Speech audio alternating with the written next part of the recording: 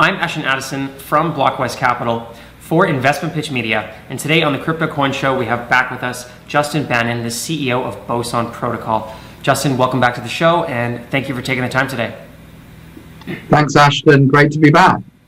Likewise, there's been humongous updates in the Metaverse, Decentralized Commerce, which your team is pioneering some great solutions, moving us into the next version of what will be the Amazon of Web3 and how will we do commerce in the digital metaverse. I'm excited to hear not just what your team's been up to since our last conversation, but your prospects on what decentralized commerce will look like when everyone in the world is starting to use it. So let's just start off our conversation from those who haven't seen the former videos and aren't familiar with Boson on what is your team working on primarily and driving into the blockchain and commerce space, and then we'll dive into all of the updates. Sure. So Boson is what we call a decentralized protocol. It's a piece of software that runs on a blockchain and sits between a buyer and a seller, enabling the sale of physical things without intermediaries and without having to trust the seller. So if you imagine the role that Amazon and eBay and Alibaba perform within the market of, okay, here's a seller, I don't trust that seller, how do I get the physical item, get paid, handle disputes? Boson does that with just code. And so in doing that, it sort of, transforms how we do commerce. And also, the process is that, a seller will make an offer for an item as they might on eBay or Amazon, and then if the buyer likes what they see, the buyer will commit some funds, and those funds will get locked up within our smart contract, and the buyer will receive what we call a redeemable NFT. So that's like an NFT, it's like a voucher or a coupon that is a claim then on that physical item. But what the protocol does is ensures that either the buyer will get the physical item or they get their money. That's like one of the first jobs of the protocol. But of course, now that you've got this physical item represented as an NFT, you can do all the things you can do with that NFT, all the things that you can do with any other NFT. So sure, you can redeem it for the physical item. That's pretty straightforward. But you can also hold it. So imagine if that is a rare sneaker or a rare case of whiskey or, a special Birkin bag. That's like an asset you can hold. You can trade it. So you can go and, there's a secondary market on, OpenSea or, however you want to kind of flip that. Because maybe you've acquired that because you're a special loyalty, or customer of the brand. And now you can go and flip that for a profit, for example. You can transfer it. So, we've got kind of Christmas holiday season coming up. We're doing a huge amount with brands where they're going to be these tokenized products. Say you've got a nephew who really likes this pair of particular sneakers, his size. You can go and buy these sneakers as a redeemable NFT and send it to him at the other side of the world. And so, the properties of commerce are, kind of a bit like DeFi, but with physical items. Mm-hmm. Very cool. And looking back at the Web2 boom, Amazon was one of the, if not the biggest company to come out of Web2, really revolutionizing commerce. And when we look at decentralization, how can we improve what's already so good? So many people rely on Amazon for getting things fast or getting things cheap. And of course, you are relying on a centralized party to provide those services, but many do. When I look at a lot of startups in Web3, often the founders are looking at, how can we make something not just marginally better, but 10x better? How do you see Boson and decentralized commerce as a whole, improving drastically from the commerce that we see in Web2? Well, we're looking at what we kind of call a phase change, a complete transformation of how we do commerce. So if you think, when I was doing like my early in my life, when I was sort of doing my first sort of exams at school and stuff, if I needed to find out, I needed the answer to some questions, I used to have to kind of get the bus to the library, go and flick through and pull a book, and there I find out what, now everyone just kind of Googles, there it is, download a file, and exchanges. And so, you've got, with the internet, that the vast majority of the world's information stored online in a common format that can be retrieved immediately, happens to be retrieved mostly using a protocol called TCP/IP for data transfer. Well, commerce is still in that kind of library state, really, right? You've got lots of products in shops, lots of products in siloed marketplaces, and I have to kind of go and do searches and retrieve. And what happens if all the world's physical assets and products and services are all tokenized into a common standard where you can just search them, and then you can just go and do that exchange just using software that's not taking 25-30%, software that's taking 0.5% baked in forever, right? It's like a file transfer. That is a profound economic change, and that's the reason why Boson Protocol has been given World Economic Forum technology pioneer status for our potential to transform commerce globally. We're also doing a whole load of research with people like Professor Jason Potts, who's like the #1 blockchain economics professor. Where we're doing research on, because, this fundamentally changes the kind of commerce economy. Incredible. And you mentioned at the beginning about redeeming physical items and being able to transfer them to someone in another country. However, I'm also seeing a major trend in digital items that remain in the digital space inside of the metaverse and all of the different metaverses that are popping up. I've seen with Boson Protocol a lot of partnerships come out with different companies working on different items in the metaverse, and I'm curious on how you see that balance between the commerce that we see in real life, digitizing that and decentralizing that, and then the commerce that's actually happening in the metaverse and sort of staying digital. Well, because we are using NFTs as these kind of redeemable vouchers, it means they can sit, they're just Web3 native, so, and they're digitally native, so they are, kind of sit just alongside other NFTs and can be paired with other NFTs and bundled. So it's completely trivial to sell that, to sell a physical item in the metaverse is trivial when it's already represented as an NFT. So we're seeing a lot of, the metaverse is the high growth area where, it's this next great interface. We see the web. We saw the first web, the social web, the mobile web, and now it's this kind of fully immersive web. But it's certainly not where the vast majority of the current demand is. It's high growth, but we're seeing 10, 20, 30x times demand for selling physical things as NFTs from a website. So, where we've got brands from mainstream brands and platforms all the way to like phygital marketplaces and NFT projects saying we want to use Boson Protocol to tokenize physical things and sell them on our website or sell them on, the Boson Protocol is launching version 2 in October, and we've got like nearly 50 brands, 50 projects lined up to integrate and to create their own storefronts, decentralized storefronts directly on Boson. Mm-hmm. Wow, that's great to hear.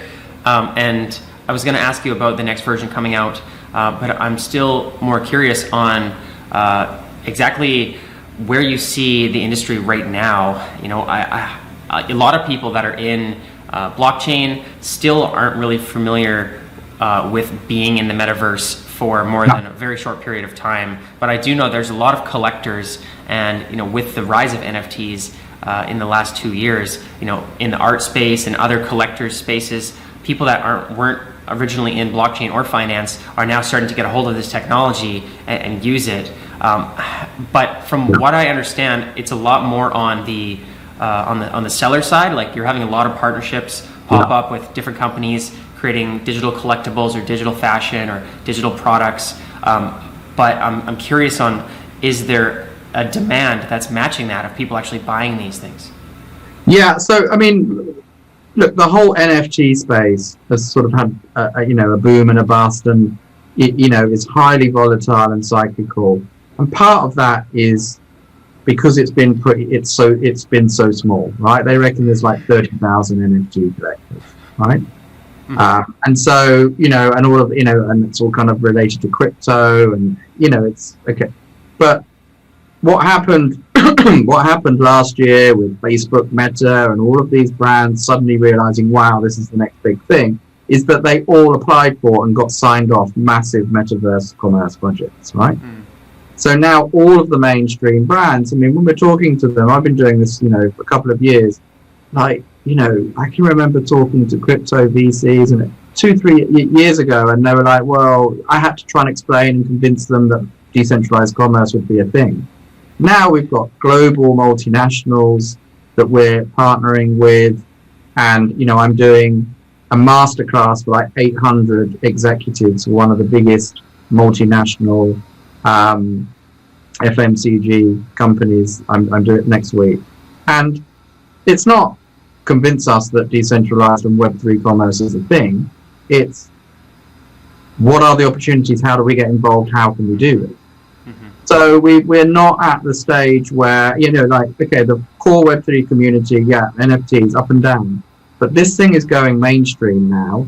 All the major brands want in. All the major brands see it as, it's like mobile, right? Maybe some of them were moved slowly on mobile and social. They got left behind. They're not going to do that on Metaverse. So mainstream is coming in. So I just think, the demand from 30,000 buyers versus the demand from all of these kind of like mainstream is just totally different. Now, what this does mean is that bridges to mainstream are vitally important. And so we're working with a lot of amazing partners to extend the capabilities of Boson so that, for example, the core Boson protocol V2 is a fully decentralized Web3 protocol, and anyone can pick it up, use it, and sell things in a fully decentralized way. But most brands cannot use a Web3 protocol. So we are partnering with other organizations that have built bridges to Boson. So here's an interface that makes it more familiar for a brand. They don't have to handle all private keys, and it abstracts, and it just, it looks and feels more familiar. It plugs into some of these legacy e-commerce systems and enables them to sell at scale, right? So really important bridges that have been built on that seller side. And then also partnering with a whole host of organizations that are building stuff on the buyer side. So, and this kind of goes different ways. One way is, we're a major brand. We want to sell luxury watches as redeemable NFTs, but none of our users can use a wallet. Okay, well, they need to be able to buy with credit cards. They need to be able to hold, they need a custodial wallet so that they're not holding private keys. All of that sort of stuff is also, being assembled. But then also kind of even more Web3 stuff, like, with version 1 of the protocol, because we knew we were building V2 that was a complete rebuild, we kind of held back a bit from plugging into every world. We were just plugged into decentralized. But now with V2, that's the core protocol built. We're plugging into, again, Decentraland, Sandbox, Crypto Voxel, Somnium Space. And in fact, we've also built a bridge that means any NFT kind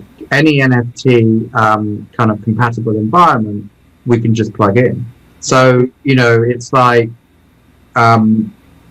building these bridges and connectors of like mass adoption is like the second part of having completely redesigned the core.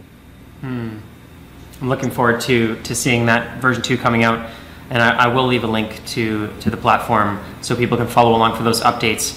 Now, Justin, moving forward, we saw the explosion of NFTs and a great addition to the blockchain world from outside industries of artists and collectors sort of understanding this technology through the digital art part of NFTs. With the growth of decentralized commerce, what do you see as the upcoming narratives for what kind of assets or what kind of NFTs in what industries are going to be the next to fully realize that this is the future and these are the type of assets that they're going to be buying? Sure. So, I mean, as I mentioned, there are a couple of these things that you can do with Boson that are quite special, and so being able to transfer is one, right? So buying things that you want to gift to other people, Bitcoin and other cryptocurrencies are very closely aligned to, workers that want to transfer money home across border, or likewise, you can now with Boson protocol, you can sort of gift to transfer physical assets to people like you would a cryptocurrency. So that's like kind of one, and we're seeing a lot of that with, as I said, with this kind of whole kind of Christmas period coming up. But then also things that if you want to hold things, so expensive sneakers, expensive handbags. I mean, this is where it starts. All of the what Boson does is it's opening up a constellation of asset classes that and plugging them into DeFi, right? So all of those, whether it's sneakers, figurines, special, all of these collectibles, everything that has that kind of collectible, and putting it into this kind of common database, and then also things that are kind of tradable and flippable, and where creating almost like commodities markets for all of these different products. That's where we're seeing sort of masses of demand. But I mean, so I'll give you some specific examples. Like you've got a small whiskey distillery in Tasmania, for example, right? And it takes 12 years for that whiskey to mature. It's a really good use case to tokenize that as NFTs, and then people can hold. Maybe someone holds it for 5 years, and then they sell that, and then someone, and then this thing is like a bond that matures after 12. Boson, perfect for that. Luxury fashion. People have got used to spending thousands and thousands of dollars on digital wearables, designer digital wearables. People kind of expect, if you're going to buy the expensive watch in the metaverse, that you get it in real life as well. And so this tethering between, pretty soon all luxury items, if you buy the digital, you get the physical. You buy the physical, you get the digital. I mean, you think about it yourself, Ashton. If you were going to buy a really expensive watch and you had the choice, is it digital or physical? I mean, if you're existing in the metaverse a lot, it's great to have a really cool watch that wow, someone can inspect the NFT and it's like, wow, this is like, he's actually got the physical as well. And Yeah. So these are the categories that are sort of leading. Yeah. Very cool. Looking forward to, I feel like the growth of the metaverses themselves as well will sort of fuel the decentralized commerce. As more people get into the metaverses, there's gonna be more demand for items and for commerce, and then it will also fuel real world of people understanding, hey, I want a version of that digital to prove ownership digitally that I have this at my house, and people that are in the digital world can see that you own it in real life, sort of vice versa. Yeah. Yeah, I mean, absolutely. I mean, the growth of these metaverses and then kind of like metaverse native commerce is, because of course you can slap a standard like product, like e-commerce flow onto a metaverse. But that's a kind of, it's a bit like in the early days of the web when like travel agents would have a website that said, if you'd like to book your travel, come into the high street and we'll book an appointment and we're coming. That's like V1. Now there are no travel agents in the high street, right? And likewise, if you're in this environment, why would you bounce out to a website? You should be buying, and then you're able to transfer. It's a kind of in a completely Web3 native way. And so those are the opportunities that brands are really seeing and that customers really enjoy. Well, It's a super fascinating space, Justin, and I can just imagine the market size, just looking at what Amazon is like right now and expanding that to likely even bigger than that. So the potential for this is huge. I'm looking forward to seeing this next version of Boson that's coming out. For the viewers that want to just learn more about decentralized commerce and these updates and check out Boson V1 and V2, what is the best way to learn more and to follow along with your team's updates? So we've just launched a new website, which is the same URL, bosonprotocol.io, and Twitter. I mean, we're releasing, it's going to be like announcing 4 or 5 partnerships a week as of next week. So, wow. And Twitter has got all the other activities as well at Boson Protocol. And then, you can also find our Discord and Telegram channels at those locations as well. So, yeah, just follow us, and we welcome all new Boson orgs. Sounds great, Justin. I'll leave those links below as well. All the best on Boson V2 coming out very soon. And thank you for helping grow decentralized commerce into the future of us buying and selling and holding things. I'm really excited for what's to come. So let's definitely follow up in the near future. Would love to, and thanks for having me, Ashton.